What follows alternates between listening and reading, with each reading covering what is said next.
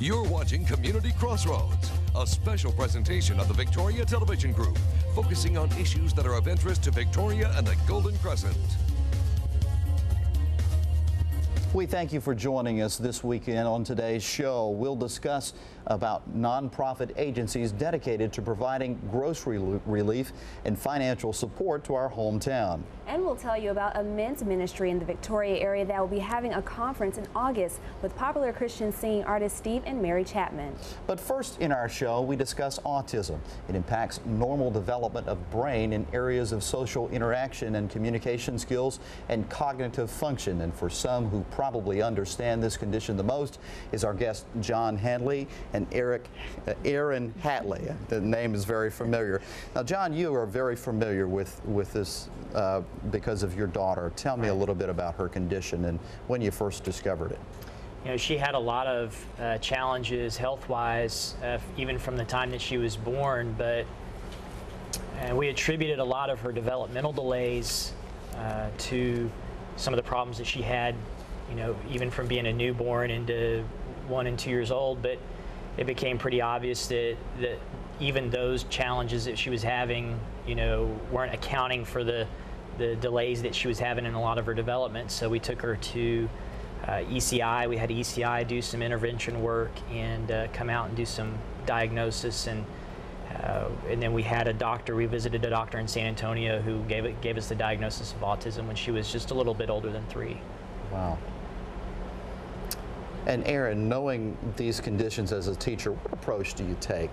It's very individualized for each student. We take into account their social interaction, their behavior, their academic goals that we want to reach, and we really specialize it for each child. And we heard a story just a couple of weeks ago, and you know, we did have some opportunities to witness it in action. And are the spurts of energy or the spurts of behavior, do they change from time to time? They do. There's a lot that has to factor in for that. It depends on the environment. It depends on how much stimulation from the outside is coming in. It also depends on, you know, if things are normal in her typical routine or if it's very different from what she's used to. You tend to see the spike in behaviors when things are out of routine. Good. Good. Now, you've worked with Mabry for some time, and you have that special relationship, and I noticed that right away in doing the story. What is so different that some of the things that you feel in working with one of those students that you have to know them pretty well and they have to trust you? Trust is key, and it takes a while to build that trust, especially when they've come into a new environment, a new school with a new teacher and new classmates. It takes a while to kind of get into their world. With autism, you know, you have a lot of delays in social interaction, so they're not necessarily going to come and interact with you on a first basis. So you really have to get in there, break into their world, seek out their interests to motivate that interaction. Okay. Now, John, you sought to get a special education for your daughter, and you wanted something very special, and you went to another place in Texas. We visited. You know, I grew up in San Antonio. My folks were still there, and so we felt like we had some, you know, support that was already really built in San Antonio. So the first place we looked was to a school in San Antonio called Treehouse Pediatrics, and Aaron went with us, and we visited the school, my wife and I and Aaron together, and we just really felt compelled that we could offer that same service here in Victoria, that what they were doing we could do. Yeah, so we didn't want to leave Victoria. Victoria's, you know, it's been wonderful to us. Victoria, we've been here now for a little over 12 years, and it's the last thing we wanted to do, to put that kind of a strain on our family to leave. And so we really felt like it was an opportunity to help not only us, but to help other folks in this community that were coping with these same struggles that we were.